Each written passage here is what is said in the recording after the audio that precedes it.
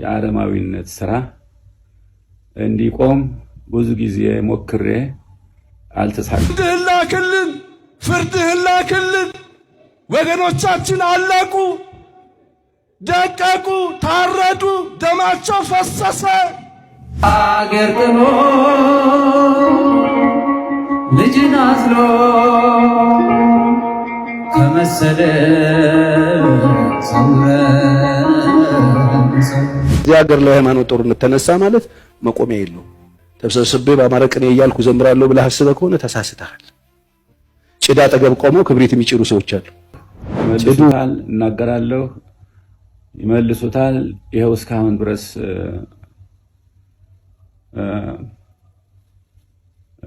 ምንም አይነት ፈቃድ አልተገኘም እና ሁላችሁም ወገኖቻችን ማወቅ ያለባችሁ እዚህ ያለውን ችግር የኔን ችግር የማውቀው እኔ ነኝ። እባክህ ጌታው የሞትክለት እየሞተ ነው። ያ የተሰቀልክለት ህዝብ ደሙ እንደ ጎርፍ እየወረደ ነው። ያ ባንተ አምኖ ተማምኖ አንገቱ ላይ ማተብ ያሰረው ህዝብ ጌታ ሆይ በወጣበት እየቀረ ነው። በደምህ የዋጃት ቤተክርስቲያን እየነደደች ነው። ጌታ ሆይ እባክህ ጌታ ሆይ ድረስልን ማለት አለብን። እርሱ በኃይል ሲነሳ ወጀቡ ማዕበሉ ሁሉ ምን ይላል?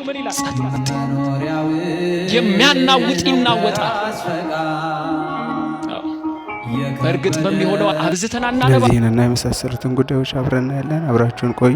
አሁን የመጀመሪያውን ቪዲዮ አብረን እንመልከት። የኔን ችግር የማውቀው እኔ ነኝ። በአሁኑ ጊዜ በሀገራችን በኢትዮጵያ እየተካሄደ ያለው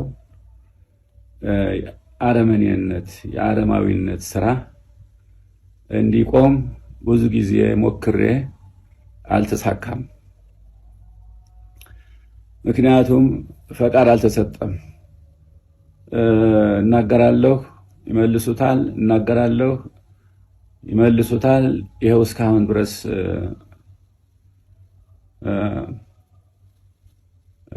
ምንም አይነት ፈቃድ አልተገኘም እና ሁላችሁም ወገኖቻችን ማወቅ ያለባችሁ እዚህ ያለውን ችግር የኔን ችግር የማውቀው እኔ ነኝ። እየተካሄደ ያለው የአረማዊነት ስራ ብዙ ጊዜ ሞክሬያለሁ ለመቃወም፣ ግን ስላልተፈቀደ ወይም ወደ አየር ለመውጣት ስላልተፈቀደ እየታፈነ እየቀረ ነው እስካሁን ድረስ ያለሁት። አገር ጥሎ ልጅን አዝሎ ከመሰለ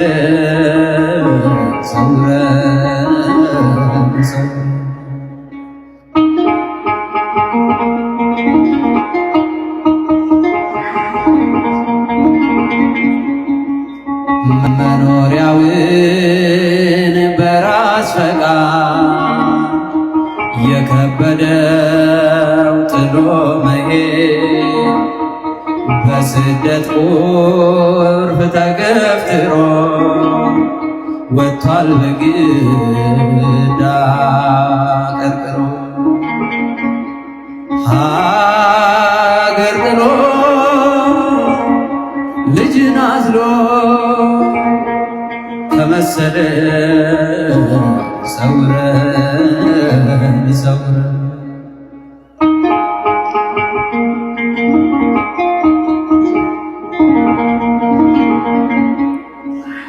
ሰምተን ክፉ አንይ ክፉ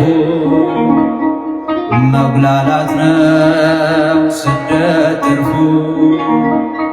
በቃ በለን የወደድከን ልብ ለልብ አስተሳስረ ሀገር ጥሎ አጋዕዝተ ዓለም ሥላሴ አባታችን መልስ ስጠን፣ ከአርያም ክንድህን ላክልን፣ ፍርድህን ላክልን።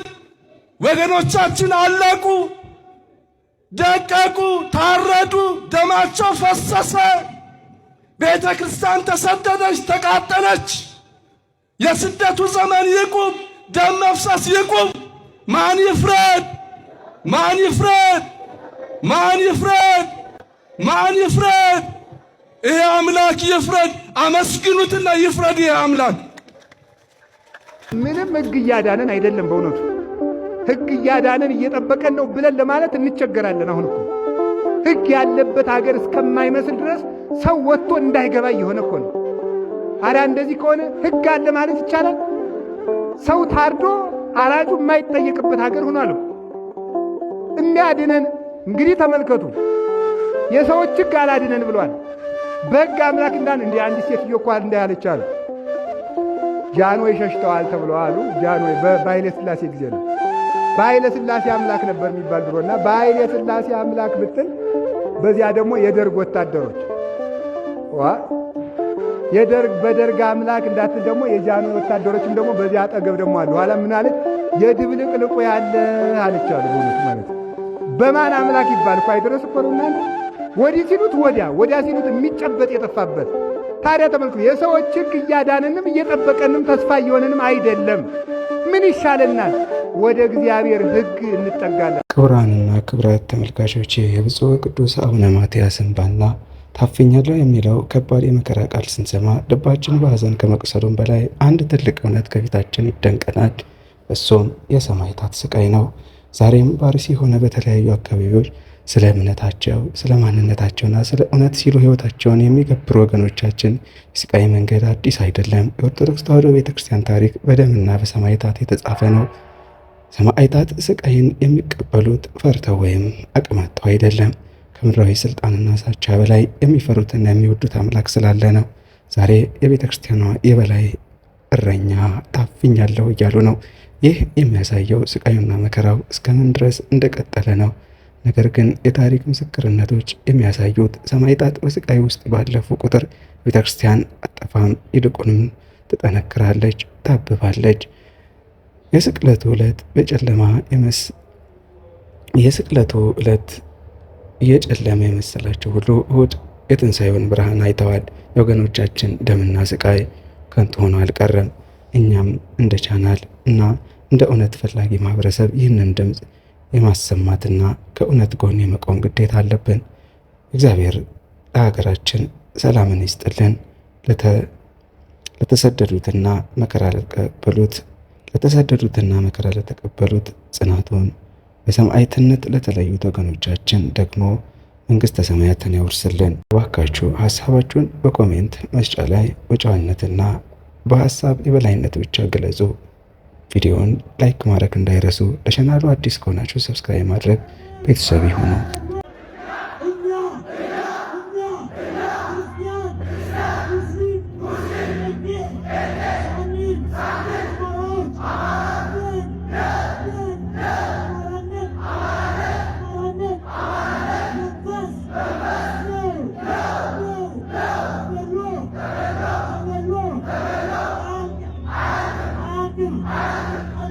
Amen.